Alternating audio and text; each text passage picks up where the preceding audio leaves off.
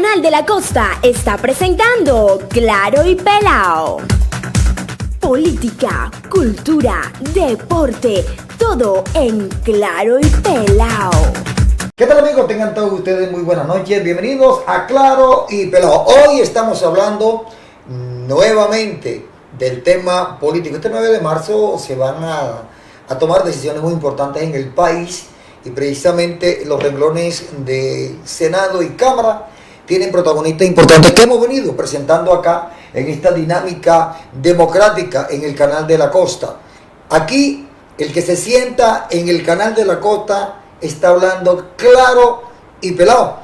Nuestro invitado del día de hoy es, antes que político, un gran amigo, una persona que ha venido escalando peldaños a través de sacrificios. Él nos va a relatar parte de su vida, también nos va a contar vicisitudes que de pronto no han permitido que sueños se cristalicen, pero que hay coyunturas de la vida, hay retoños que germinan a través de impulsos de otras personas que ceden espacios importantes para consolidar unidades detrás de una ideología de desarrollo de un departamento.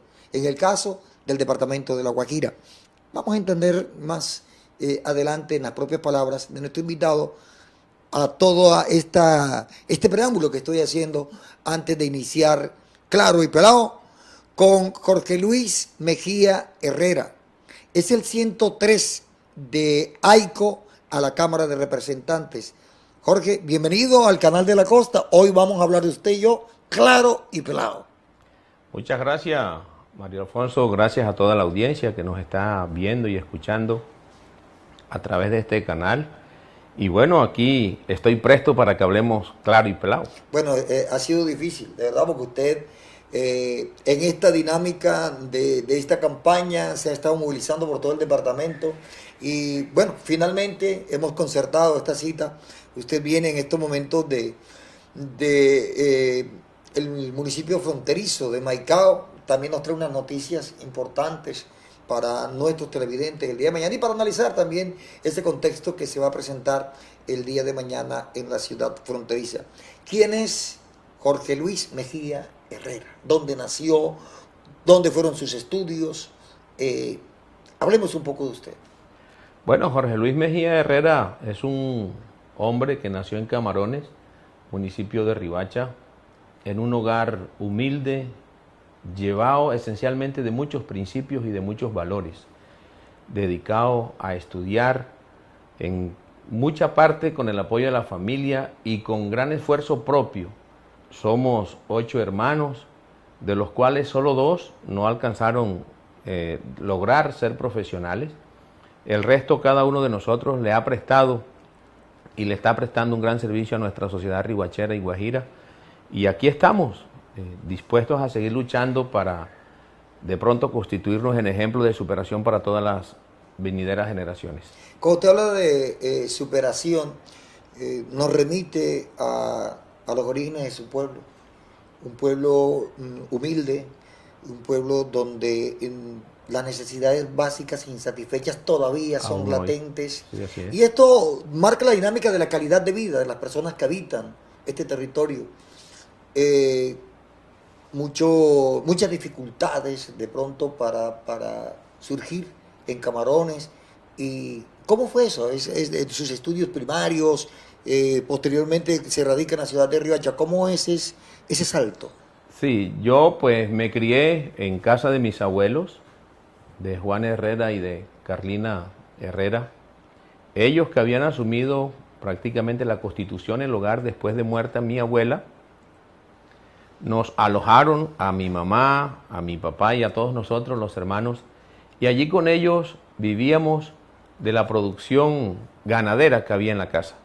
Antes se estilaba que en los patios de los pueblos había un corral de ganado que simbolizaba para aquella época la riqueza en razón de la generación de sustento que de allí se determinaba. No me diga que le fascinaba que los bigotes le quedaran untados de la leche. La espuma. La espumita. De la espuma de leche. Y desde muy pequeño la actividad comenzaba ayudando a mi abuelo al ordeño de las vacas, abriéndole el portón a los terneros para que pudieran salir. Después de eso me tocaba vender leche en todo el pueblo en unas botellas de litro. Y después de eso me mandaban donde la matriarca camaronera Cira Vieco, mamá del ingeniero Alcides Móvil Vieco, a aprender mis primeras letras. Pero en aquella época no había jardines infantiles, no había como hoy guarderías, no existía la educación para niños menores, sino que lo mandaban a uno a las casas de quienes tenían el conocimiento para que aprendiera sus primeras letras.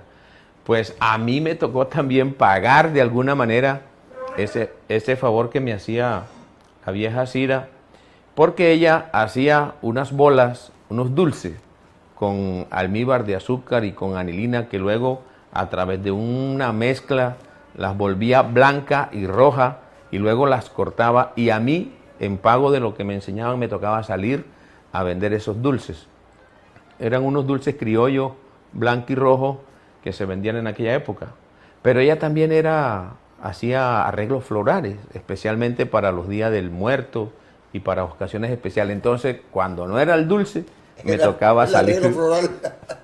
Me tocaba salir con el arreglo floral. Y ahí no le tocó que la letra con sangre entra. No, de ninguna manera.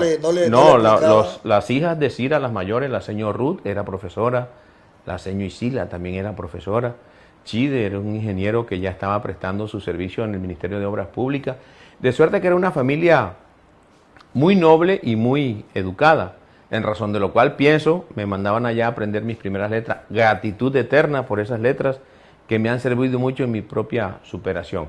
Pero no conforme con eso, en mi casa había como especie de una empresa familiar. Entonces, además del ganado, mi abuela compraba maíz, lo almacenaba y lo vendía al tiempo para generar alguna rentabilidad. Y no conforme con eso, también había siempre una nevera a través de la cual se expendía cerveza, se hacían paletas, se hacía chicha, y de todo cuanto se hacía me tocaba ayudar en la economía familiar. De suerte que fue muy benéfico para mí, porque creo que me enseñaron un gran valor que hoy le hace mucha falta a los jóvenes. Los jóvenes no tienen ninguna capacidad de sacrificio, ninguna intención de trabajar, y yo creo que todos los derechos de nosotros, los seres humanos, deben necesariamente partir del trabajo. Uno tiene en el trabajo la responsabilidad misma de la subsistencia. Uno por lo menos debe producir lo que se consume personalmente. Así es. Porque usted es un convencido de que los valores se están perdiendo, arrancando desde la familia, ¿cierto? Esto que usted nos está transmitiendo de su infancia, que prácticamente usted nos comenta que son valores que está agradeciendo, porque fue trabajo, le enseñaron lo que era la unidad familiar, claro, la interacción. Esto se ha venido perdiendo en los hogares. Sí, por supuesto. Hoy mucho más preocupado cuando hay una ruptura de comunicación y de participación de los hijos respecto de la actividad de los padres y de su entorno. Entonces, hoy la tecnología, los medios, la ciencia ha avanzado de tal manera que hay un divorcio en la construcción de familia, que es el núcleo fundamental de toda sociedad.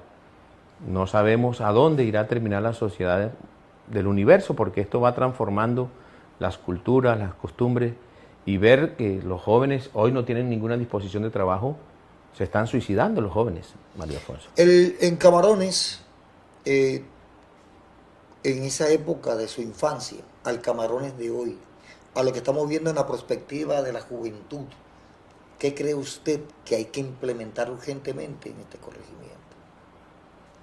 Yo creo, no sé si atacamos a Camarones porque me tocaría hacer un planteamiento general, sí, pero yo creo que en esencia es así. Antes un joven, cuando pretendía a una mujer, inmediatamente con eso visionaba a qué se iba a dedicar, a qué arte u oficio se iba a dedicar, en razón de que los niveles de escolaridad eran muy bajos. Entonces, cuando uno veía que había un compromiso matrimonial, inmediatamente aparecía que se ubicaban en algunos lotes de terreno, o se compraban algunos cayucos o lanchas, o constituían una tienda, o, en fin, la actividad económica que iba a generar el sustento para esa familia era casi que inherente al compromiso mismo que se adquiría. Pues, ¿qué pasa hoy?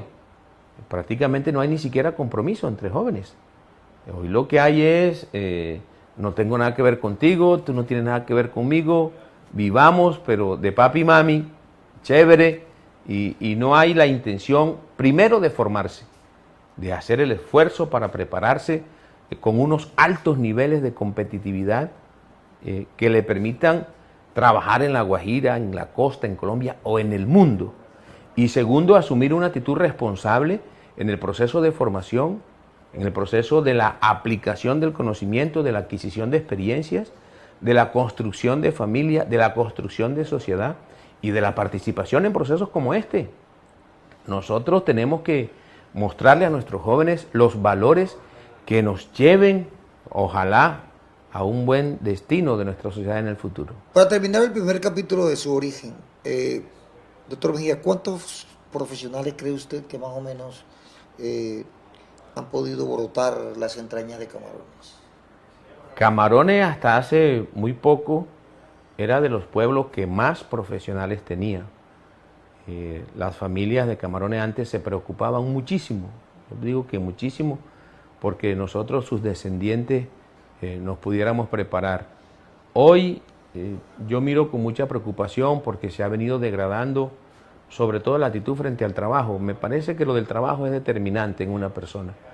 Y si no hay ingresos, no hay ningún nivel de satisfacción de necesidades. Y si esto es así, no habrá posibilidad ninguna de superación de nuestros jóvenes. De suerte que aquí habrá que comenzar por un proceso revolucionario, estructural, pensaría yo, de primero mirar cómo generamos empleo, cómo comenzamos a ocupar a los jóvenes en algo productivo. Pero antes que eso, pienso que hace falta también prepararlos para que en cada una de las actividades se puedan desempeñar con éxito. Un ejemplo de liderazgo de un camaronero, el paladín de la democracia, el negro Luis Antonio Robles. A través de él se han venido forjando muchos profesionales con esos ideales roblistas, pero todavía no encontramos que en un pueblo pequeño esa cantidad de profesionales paridos por esa tierra se reúnan para mirar realmente cuál es la agenda, una agenda de reclamo a los gobernantes para darle a este corregimiento lo que verdaderamente necesita. Es una idea suelta de personas que soñamos y vemos desde los toros de la barrera, y vemos un emporio turístico, un destino turístico establecido. Hemos navegado, hemos nadado en ese emporio, y estamos hablando de un pueblo que carece de los servicios básicos. Entonces, la primera reflexión ahí, partiendo de el compromiso de este salto que usted va a dar para ayudar a mejorar la calidad de vida de los colombianos, pero iniciando por los orígenes. Bueno, antes, y hablo desde cuando nosotros nos quisimos superar, y yo creo que una o dos generaciones después, para nosotros los camaroneros era un paradigma el negro Robles. Casi que en Riohacha decían que entablar una discusión con un camaronero era algo sorprendente porque cada uno de nosotros se creía un negro Roble.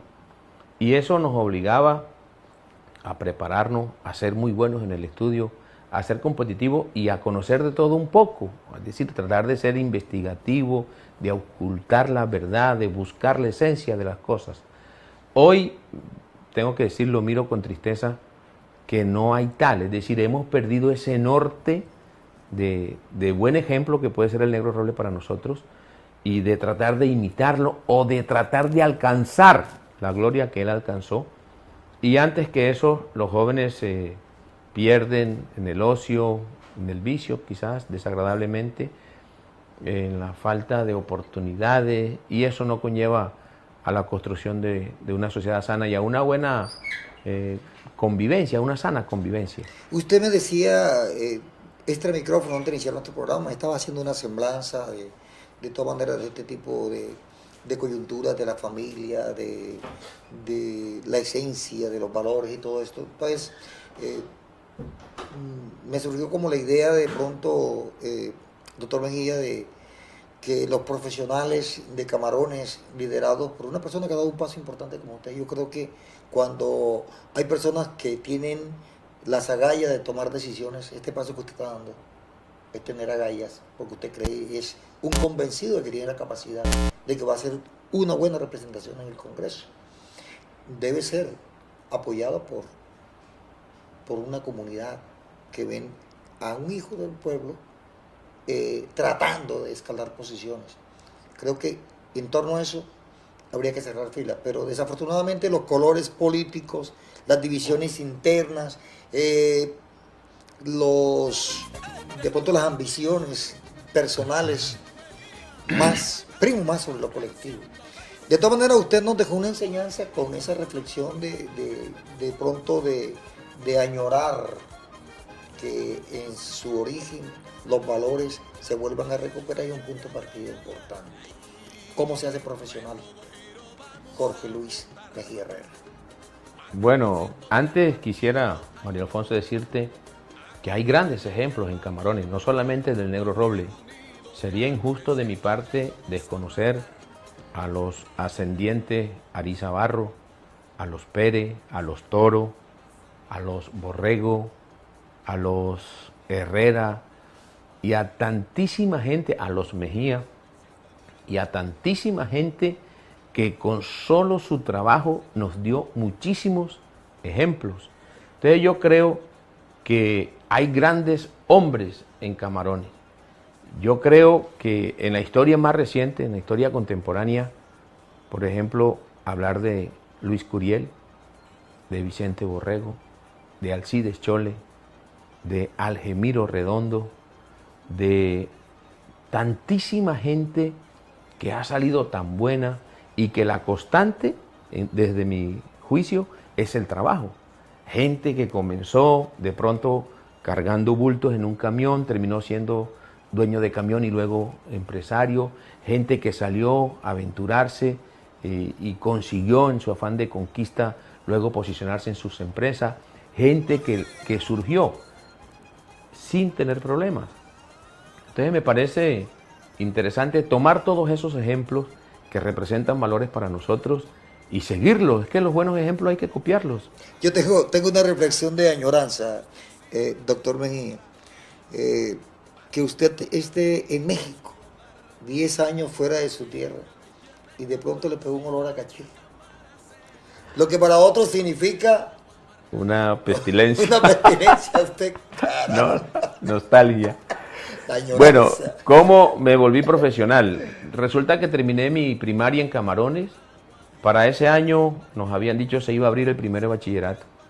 Y cuando iniciamos el primer de bachillerato en el mes de febrero, primer curso que se abría en marzo para un año como este, porque la Semana Santa caían en abril, nos dijeron se cierra el bachillerato, no hay presupuesto en el departamento y nos íbamos a quedar alrededor de 40, 50 niños sin posibilidad de estudiar.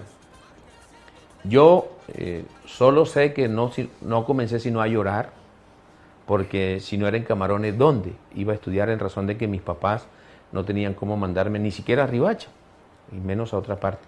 Pues con mi abuela en Santa Marta, con mi abuela Tite Barros, vivía mi hermano mayor Felipe y llevó el mensaje de que aquí había un nieto que se iba a enfermar llorando porque quería estudiar y le habían cerrado el curso.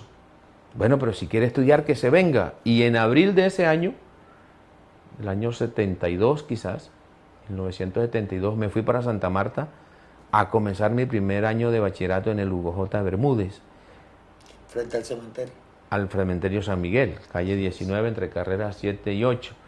Y allí logré hasta quinto de bachillerato y luego me pasé al Liceo Celedón, donde terminé ¿Nunca le dio clase de dibujo al profesor Puello?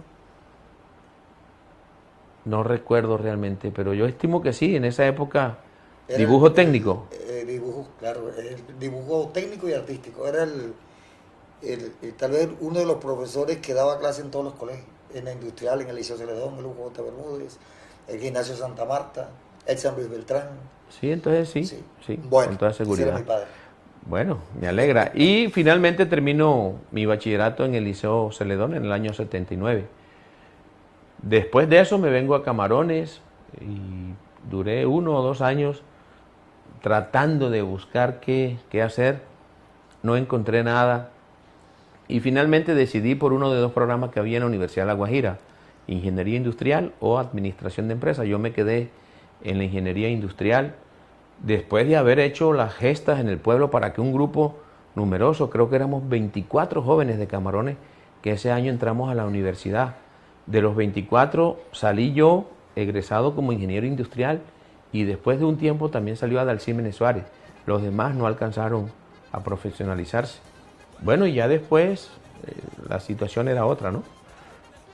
De hecho, venir a la universidad tampoco era fácil. Claro. Hablo en aquellos tiempos de bonanza en La Guajira, nosotros seguíamos siendo una familia pobre, porque no nos permitieron participar de lo que los otros participaban.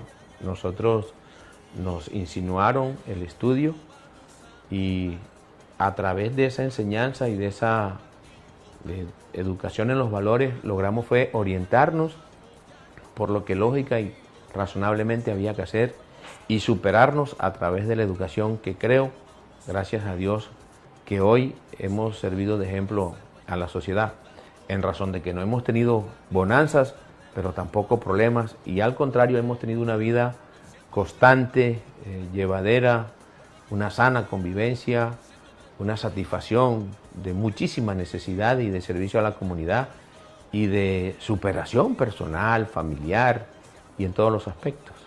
Para tomar decisiones importantes como esta de aspirar al Congreso de la República, se deben tener en cuenta unas circunstancias importantes. No tener rabo de paja, sobre todo si se ha ocupado cargos públicos. Bueno, gracias a Dios no es mi caso. En ninguno de los cargos que he ocupado he salido con procesos disciplinarios ni de ninguna índole. Como estamos hablando claro y pelado, vamos, después de unos mensajes de mucha importancia, a el perfil del Contralor y posteriormente la propuesta del político. Todo esto coadyuvado porque hoy en el Canal de la Costa estamos hablando claro y pelado. Ya regresamos. Canal de la Costa está presentando Claro y Pelao. Política, cultura, deporte, todo en Claro y Pelao. Bueno, y aquí de pronto ustedes escuchan algo en voz bajita así, porque es que en esto tenemos que ser serios y tenemos que ser sinceros. Este es un programa donde nosotros queremos marcar diferencias, donde somos amigos de la puerta del canal hacia afuera, pero acá adentro nosotros tenemos un compromiso, el mío como periodista con ustedes, de que tengan opciones verdaderas, opciones sinceras, que puedan convertirse en de pronto dinamizadores del desarrollo en el departamento de La Guajira. No le puedo mentir a mi audiencia, ni tampoco puedo apoyar sinvergüenzuras. Por eso a nuestros candidatos le decimos que aquí vinimos a hablar claro y pelado. Y precisamente la calidad de las personas que se han sentado aquí, el talante de todos los aspirantes y los debates que hemos sostenido acá en Claro y Pelado han sido del gusto de todos ustedes. Aquí no estamos presionando, aquí solamente estamos coadyuvando a que se digan verdades, que no haya resentimientos, que realmente nosotros tenemos que asumir los errores si los cometemos y también tenemos que enaltecer cuando verdaderamente hay que enaltecer los logros. ¿De qué se arrepiente usted, doctor Jorge Luis Mejía, de pronto en la vida de algo que ha podido hacer y dejó de hacerlo por flojera o porque las circunstancias no se dieron? ¿Algún sueño que no haya podido cumplir a esta altura, pero que usted lo veía ahí y no lo pudo alcanzar? No tengo nada de qué arrepentirme. Cantante frustrado no fue. Cosas como esa. Pero entonces no me arrepiento porque fue una decisión consciente Sí. de no querer ser cantante en razón de que la imagen de un cantante en aquella época era de una actividad de consumir drogas y de hacer cosas que de acuerdo a mis principios. Para poder pegar. Sí, y entonces no, y dije, no, antes que ser cantante me voy a dedicar a estudiar y no me arrepiento de eso. Pero Antes. tenía la vocación. Obvio, todavía. ¿Cuál es la can- canción que más le gustaba? No, todas las de los Zuletas. ¿Cuál? Un Muchas ejemplo de ahí de una Diomedes. canción, suelte algo ahí. Así fue mi querer, creo. Una bonita Un canción. pedacito ahí. Oh. Para que recuerde. Para recordar, que- para recordar. Hágase cuenta que está en el baño y lo No. canta así. Muere lentamente, muere un querer. Amanece un nuevo día y estoy muy resentido de tu proceder. Como hojas secas del árbol. Que cayó en verano. Está muy alto. Bueno, es una canción que realmente le trae mucha nostalgia. ¿Qué le trae a usted cuando está por fuera y escucha Así fue mi querer así? No, definitivamente, cuando el vallenato coge el auge y el empuje, todos nosotros estamos viviendo la época de nuestra adolescencia, de nuestra ¿Qué juventud. significa para usted la Guajira? Eso le transmite Guajira. La Guajira es mi tierra, la que quiero, la que defiendo, donde nací y donde además quiero morir. Usted fue contralor. Déjeme que esto se mastica de la siguiente forma. Fue gerente de la Contraloría General de la República acá en la ciudad de Riohacha. ¿Cuáles eran las competencias? Para que todos nuestros televidentes escuchen cuáles eran los alcances que usted tuvo ahí en la Contraloría. La Contraloría tenía dos ejes, quizás tres, aquí en la gerencia departamental. Uno, la gestión fiscal, que se encargaba de la auditoría. Dos, los procesos de responsabilidad fiscal y jurisdicción coactiva. Y tres, los procesos sancionatorios. Procesos sancionatorios. ¿Dudó mucho cuando tuvo que sancionar a algún amigo? ¿O lo primero, cumplirle la responsabilidad del Estado? Sí, yo creo que uno cuando está en ejercicio de las funciones tiene que actuar como juez, sin pasión, sin parcialidad, pero también sin sevicia, sin malicia. Sencillamente actuar acorde a sus competencias. Yo en la Contraloría, los resultados en la parte fiscal están allí en los informes que se produjeron. En la parte de responsabilidad fiscal y jurisdicción coactiva también están los registros. Y el mayor problema en el periodo de mi gerencia se daba con los procesos sancionatorios, que se les abría a los funcionarios que teniendo la responsabilidad de rendir informes a la Contraloría no lo hacían. Luego, la delegada de la gestión pública en Bogotá mandaba unos listados para que se les abrieran los procesos sancionatorios respectivos a quienes tenían esa responsabilidad. Pues llegó un momento tal en que la cantidad era tanta, más de 2.000 quizás, que nos presionaban a que iniciáramos a evacuar ese tema que se constituyó en un cuello de botella. Allí se definieron las estrategias sin mirar nombres, sin mirar empresas, sencillamente hay que atacar un procedimiento administrativo como lo planteamos y convocamos a los funcionarios del área fiscal, a los del área de responsabilidad fiscal y entre todos, de acuerdo con los sindicatos, dijimos aquí no hay sino que evacuar y además de lo que están haciendo, asumamos cada uno 5 o 10 procesos de esto para poder mostrar que efectivamente se hacía la gestión. O de lo contrario, entonces por omisión también se replicaba en contra mía. Los sancionados iban a ser ustedes, en este caso usted, que Por era el supuesto, gerente. entonces era demostrar, no solamente en las actas de los comités, sino en la práctica de que efectivamente había una gestión para resolver el problema. Pues en eso hay 2 casos de amigos que realmente lamento mucho, porque además, en razón de lo político, se quiso desdibujar la intención. Uno, que no trascendió mucho, que fue con mi compañero de estudio, Jimmy Sierra, compañero de estudio en la maestría que hacíamos en el Cerrejón, cuando estuvo como gerente de la Lotería de La Guajira, el cual no rindió unos informes y me tocó decirle, señor, usted tiene un proceso sancionatorio, venga y mire. Pues eso lo sobredimensionaron, pienso yo. y Jimmy creo que hasta se declaró impedido para votar por la actual Contralora, Sandra Morelis, en razón de que él había estado procesado. Una cosa que era un proceso ni siquiera fiscal, era un proceso de tipo sancionatorio, era una cosa pecuniaria. Usted no rindió el informe, lo más que se le hace es poner una multa para que pague 1, 2 o 3 ¿No lo salarios inhabilitaba? mínimos. No, para nada, en absoluto.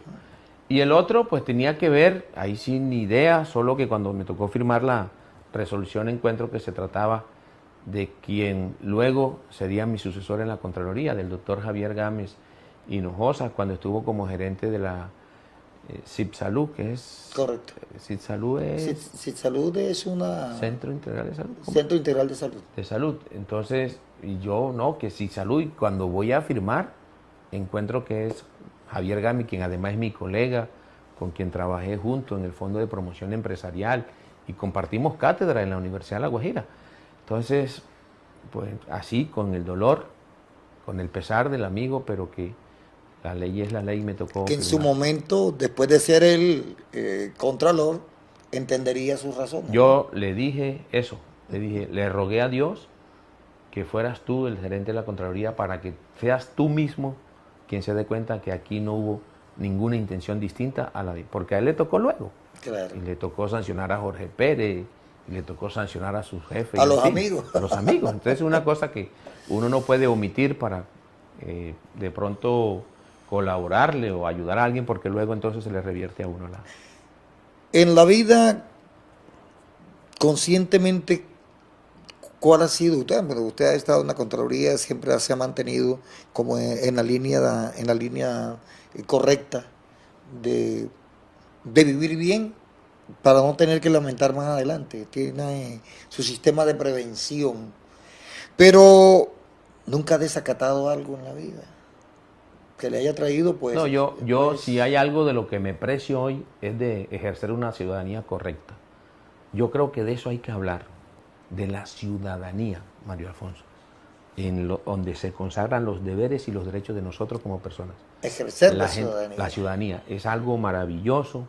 Yo creo que si nosotros nos dedicamos a eso, que es elemental, nos vamos a dar cuenta cuáles derechos tenemos y cuáles no tenemos. Y cuáles son nuestros deberes además con nuestra sociedad y con el Estado. Porque resulta que uno no ejerce la ciudadanía y entonces se cree con facultades para hablar y despotricar del Estado, del establecimiento, de Raimundo y de todo el mundo. Y luego usted, ¿qué hace por la patria? ¿Qué hace por su región? ¿Qué hace por su familia? ¿Qué hace por todos nosotros? ¿Qué hace por usted? Estos interrogantes que usted está expresando en claro y pelado, los vamos a desmenuzar, porque usted está planteando usted qué hace, usted qué hace, usted qué hace, usted qué hace. Claro y pelado. Después de los mensajes, usted me va a decir qué va a hacer en el Congreso, cuál es el planteamiento, cuál es la visión, que no fue un embeleco de saltar a la arena política porque está de moda la política. Usted tiene unos puntos importantes que vamos a tratar después de estos mensajes. ¿Usted qué hace? Ya lo van a ver. Canal de la Costa está presentando Claro y Pelao. Política, cultura, deporte, todo en Claro y Pelao. Yo tengo una percepción clara de lo que es una aspiración política. Yo pienso que esa dinámica de salir a la calle y me saludaron 50 personas, lánzate, porque tú eres político. Lo he visto muchas veces y he visto la cachaza de que la persona se lo cree y se lanza. Se lanza y no saca ni los votos de la casa. También asumo que cuando una persona ha trabajado por el beneficio de la comunidad, por el desarrollo de un departamento, merece oportunidades. Hay que hacer un relevo generacional en la estructura política de este departamento, pero con ideas claras y sobre todo con posiciones que queden sentadas, que marquen precedentes de cambio. El que no cambia, lo cambia el cambio. ¿Qué va a hacer usted o qué ha hecho usted por La Guajira? Esta pregunta se la traslado a nuestro invitado, porque estamos hablando claro y pelado, con Jorge Luis Mejía Herrera, el 103 de AICO, Cámara de Representantes, para este 9 de marzo. Estuvo en la ciudad fronteriza de Maicao y vio el ambiente que en estos momentos está caldeado Pesado, y que cerrado todo, nos trae una noticia. El Canal de la Costa va a estar mañana en directo cubriendo los detalles de lo que el doctor Jorge Luis Mejía Herrera nos va a comentar a continuación. ¿Cuál es la circunstancia que en estos momentos lleva a Maicao a un paro el día de mañana? Parece que después de la reunión de los cancilleres de Colombia y Venezuela, hubo algunos acuerdos de prohibir entrada de alimentos de Venezuela hacia Colombia y asimismo de prohibir la reexportación de licores y textiles a Venezuela, y cigarrillos. Y cigarrillos. Cigarrillo más específicamente. Entonces, lo que se conoció en Maicao es de que ya está proyectada la resolución donde se fija la prohibición como tal. Es decir, que los comerciantes guayús que trafican en la frontera no podrán traer ningún tipo de alimento hacia Colombia y no podrán tampoco reexportar los licores y los cigarrillos hacia Venezuela. Eso generó que hoy los expendedores de licores y cigarrillos cerraran sus puertas. Yo creo que como el 60-70% del comercio en Maicao estaba cerrado, lo pudimos apreciar esta tarde, y para mañana hay una marcha programada en rechazo de la medida que pueda tomar el gobierno nacional. La gran nación guayú, con esta medida se fractura la gran nación guayú, porque es que el hechizo y la connotación de la gran nación es que los indígenas van y vienen en un territorio natural donde ellos son autónomos. Entonces ya entra prácticamente, es un cuello de botella tremendo, ¿yo?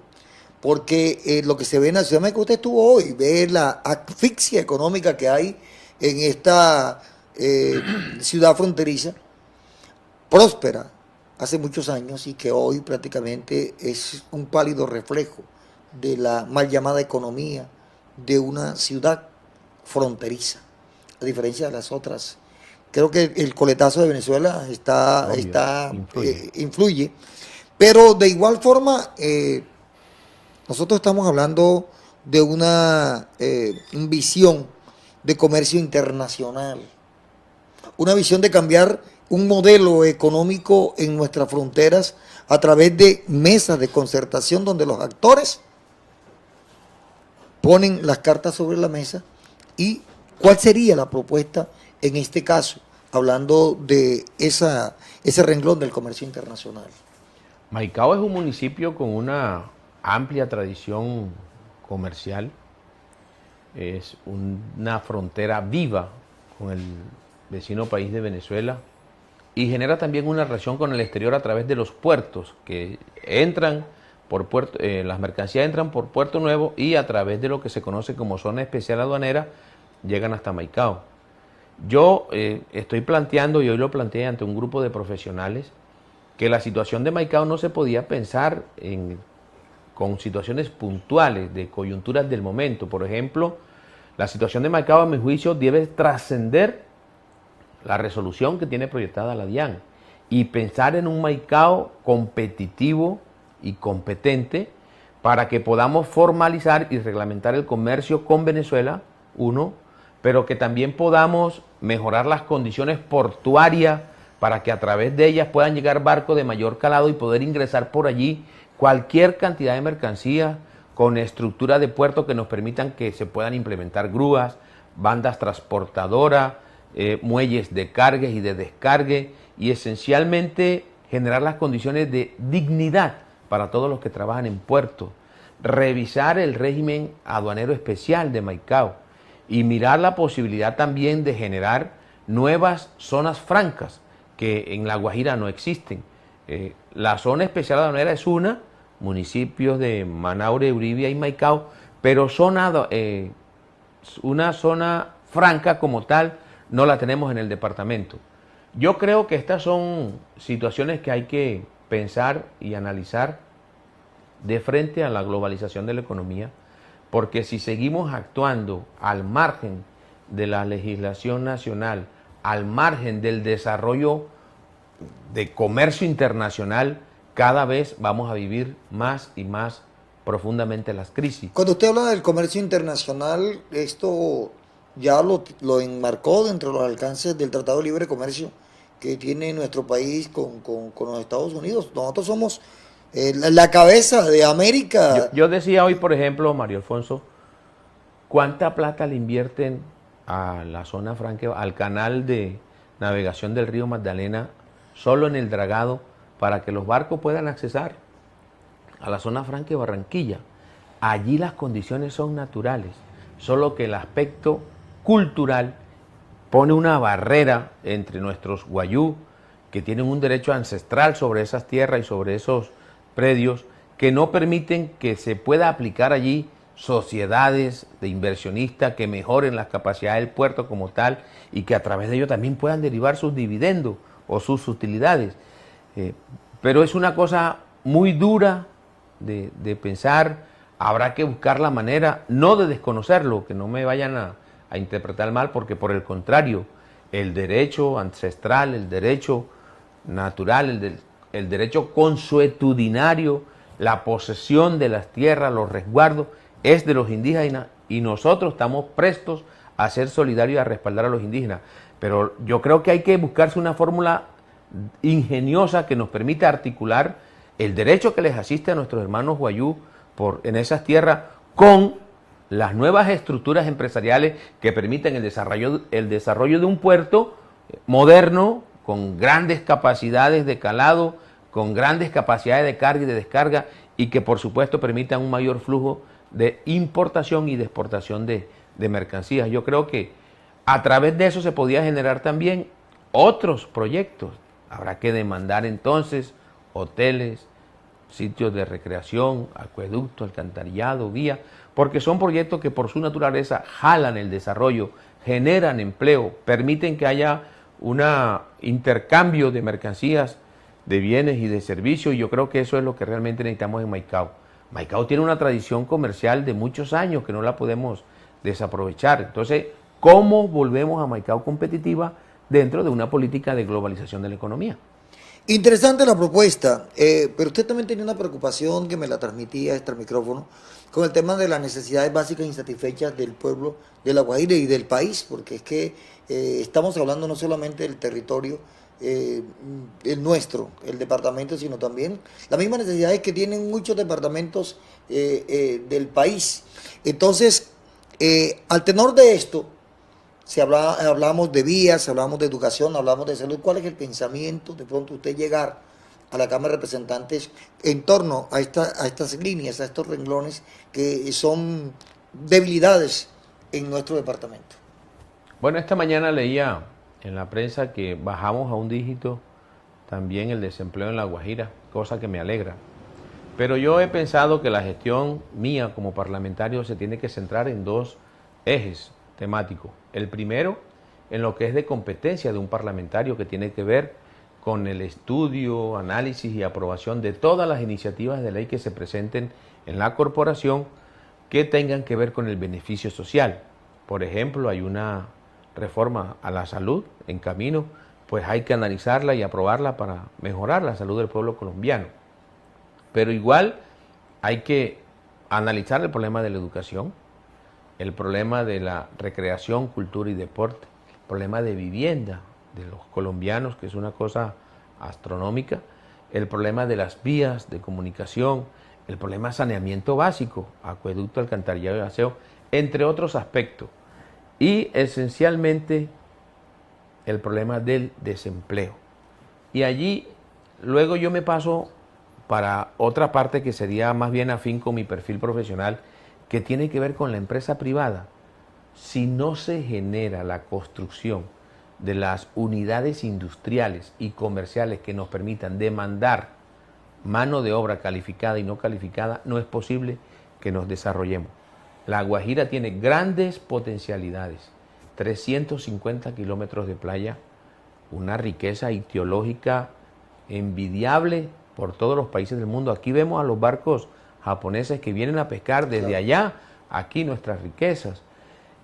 tenemos todos los pisos climáticos, 7 etnias en el departamento, una vocación agrícola y ganadera y pecuaria, una tradición comercial. Entonces, allí hay una cosa bien interesante, porque aquí lo que estoy proponiendo es que nos vayamos transformando también como sociedad y pasemos de mirar las cosas puntuales del día a día, del rebusque, es decir, de la actitud de un negociante, de un comerciante, a mirar un poco más allá o lo que debe ser la actitud de un empresario. Entonces yo creo que generarle valores agregados a los recursos que tenemos, con nosotros mismos, Mario Alfonso, con nuestra propia gente, en nuestra propia zona, con lo que con lo que tenemos, reconociéndonos como tales, a los guayú en sus territorios, a los arhuacos, cogis y arsarios en la Sierra Nevada, a los árabes y libaneses que están en Maicao. Es decir, que con todo el reconocimiento que hagamos aquí de las distintas naciones que se encuentran, podamos nosotros desarrollar las salinas de Manaure, que hoy se produce artesanalmente la sal y en una forma rudimentaria, pero que también podíamos producirla industrialmente y con eso generar sal apta para el consumo humano y a través de ello generar también otros subproductos que se generan.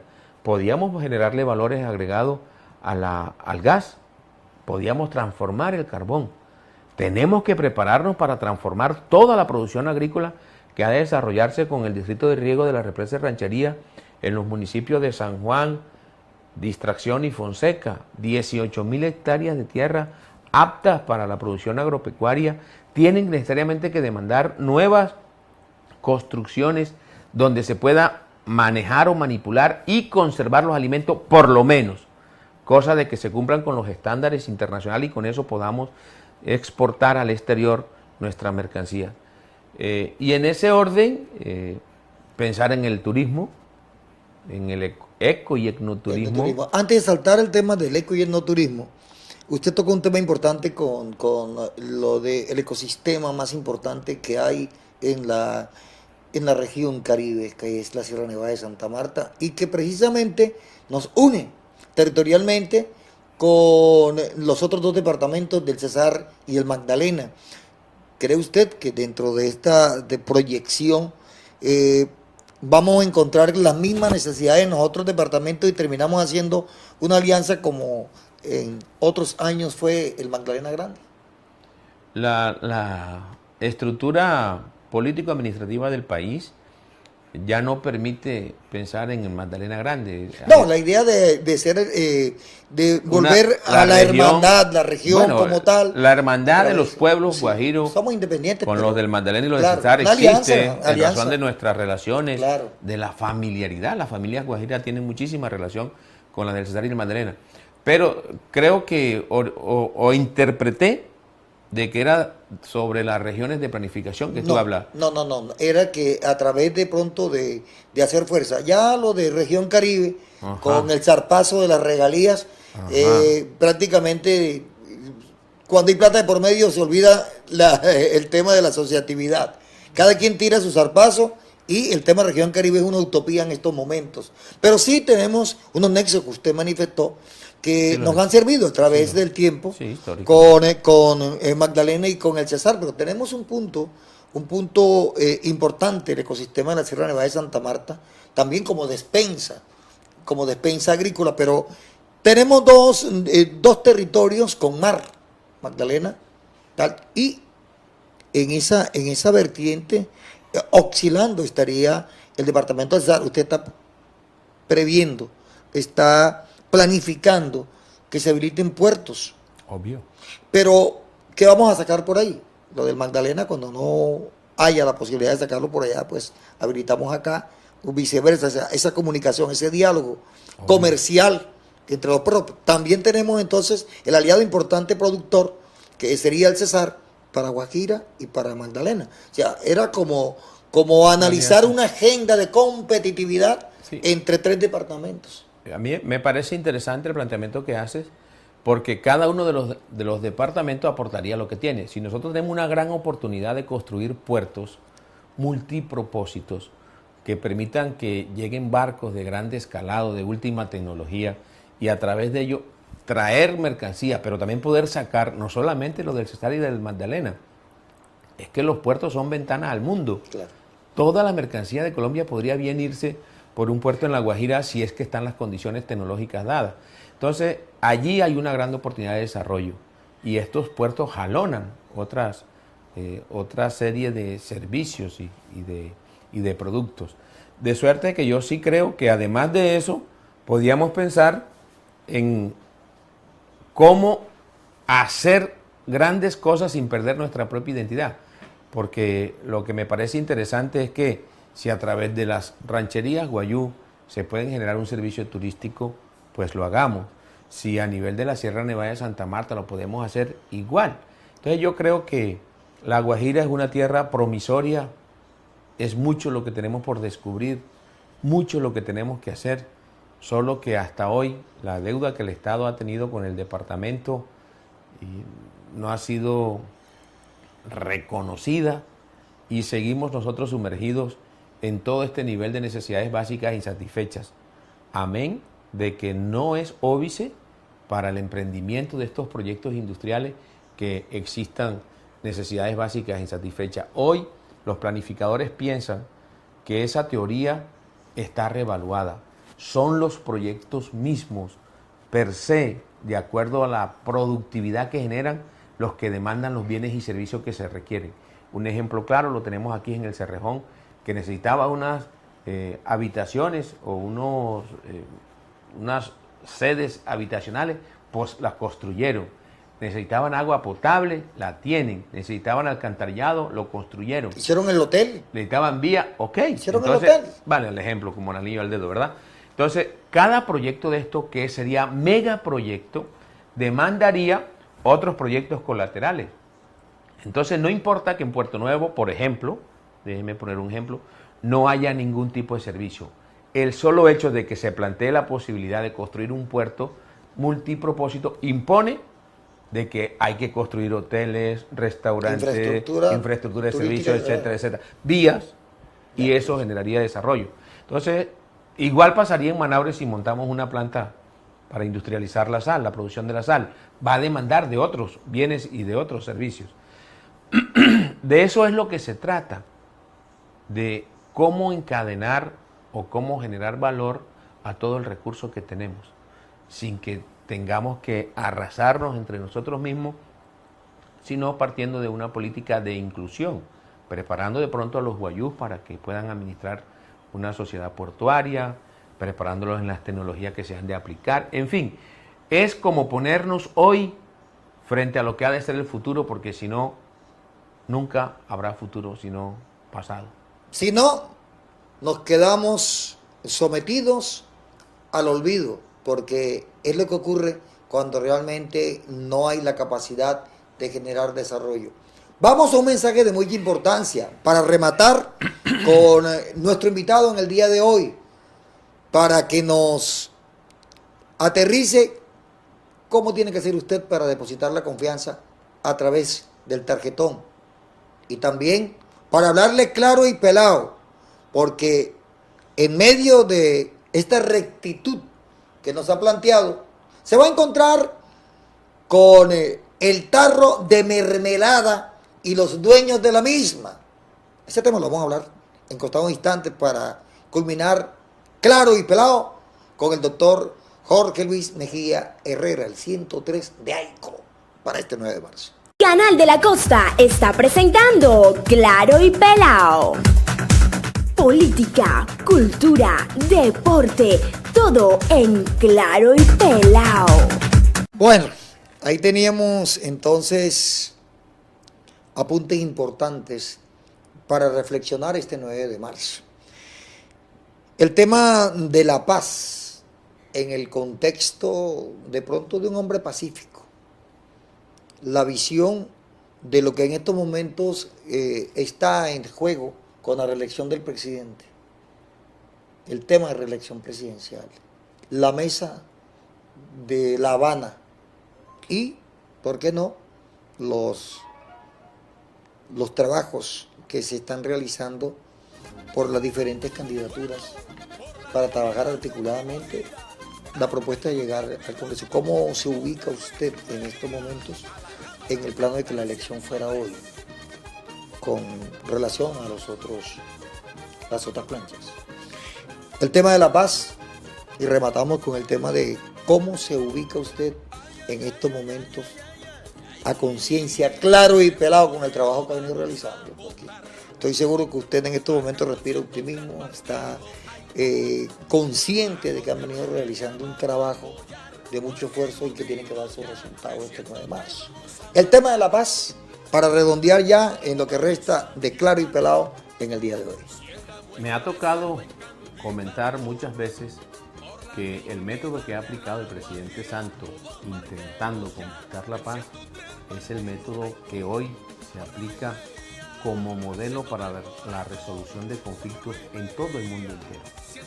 La gente quizás en un principio no entendió la intención de la Mesa de Unidad Nacional, que convocaba a todos los sectores políticos para que allí, como representantes del poder real y efectivo, estuvieran hablando de la crisis de inseguridad y la crisis de violencia que vivía el país. Pero adicionalmente a eso, también había la necesidad de reconocer a otros actores del poder. Y para nadie es un secreto que los grupos alzados en armas constituyen otro segmento de poder en el país, como también lo son nuestras fuerzas militares, como también lo podrían ser los paramilitares. Es decir, cada uno de los sectores que ha ejercido el poder por la fuerza o por la voluntad del pueblo y de acuerdo a la estructura del Estado, tienen la necesidad de sentarse y buscar entre todos la solución que amerita el país para que dejemos de una vez por todas esta historia de violencia y comencemos a construir un país mucho más próspero. Creo que son válidas las intenciones. Quizás mucha gente, en razón de su nivel de formación y de información que tiene, no ha valorado y no ha ponderado esto. Este es un método científicamente comprobado. Todos tenemos que sentarnos, todos tenemos que ceder lo que es dable ceder y todos tenemos que dar lo que es dable dar y aceptar del Estado lo que corresponda para que luego todos podamos convivir en paz. ¿Le gusta la mermelada?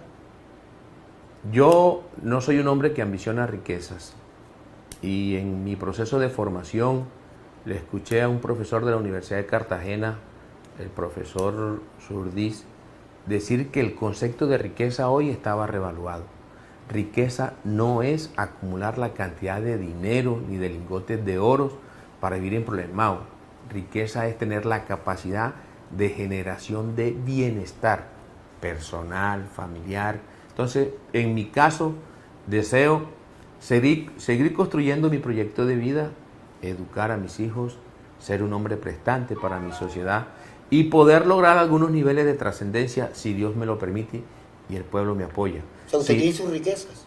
pues mis valores, son mis valores. Creo ser un padre ejemplar, un gran familiar, un gran amigo, y yo creo que Dios le va provisionando a uno lo que le tiene guardado para que uno vaya desarrollando también y construyendo O sea, su descartamos trayectoria la de mermelada en vida. el Congreso. Hay situaciones de intereses colectivos. Si la situación es de que hay la necesidad de participar en un proyecto para que se genere beneficio social en el departamento, no cabrá duda de que así será. Que se venga el caldero la mermelada para la Guajira. Por supuesto. Lo que la gente hoy rechaza es que quienes han tenido la oportunidad de representarnos se eligieron, se fueron y volvieron hoy a buscar el voto. Y no vinieron a explicarle a la gente que hay unos recursos disponibles para invertir en la región, dónde están invertidos, qué proyectos son los que se están ejecutando.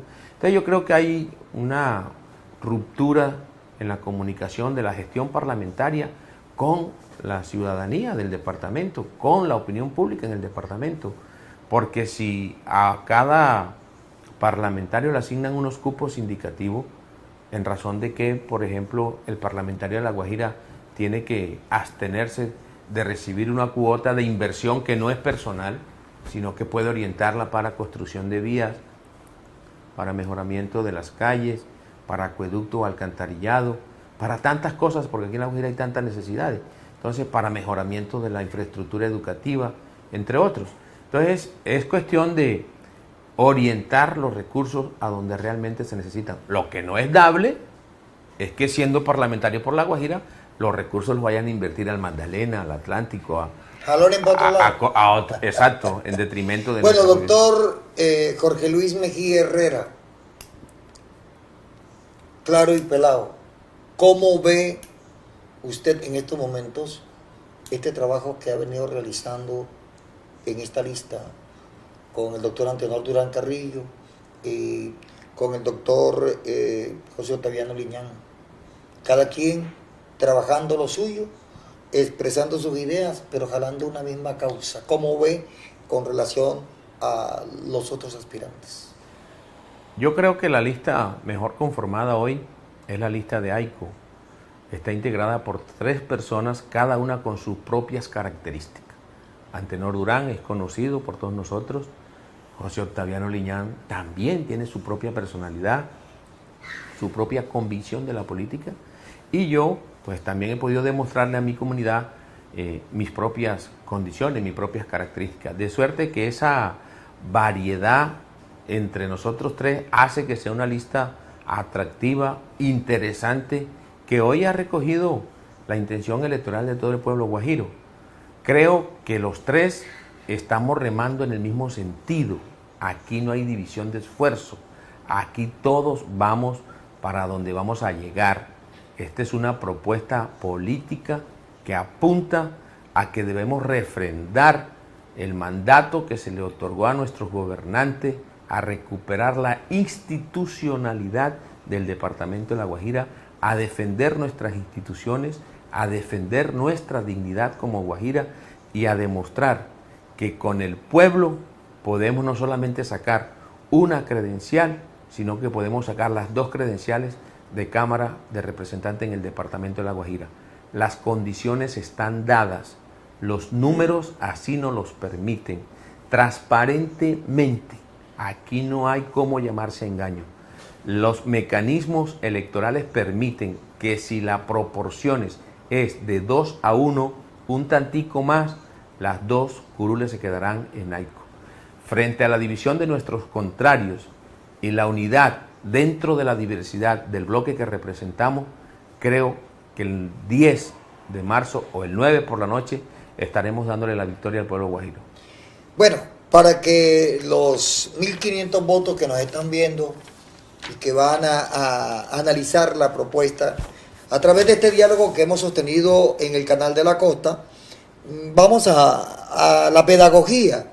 Vamos a llamar a nuestro equipo de producción para que usted nos enseñe cómo puede hacer el ciudadano para que este 9 de marzo ejerza su soberanía en el voto a través del 103 de AICO. ¿Cómo se hace?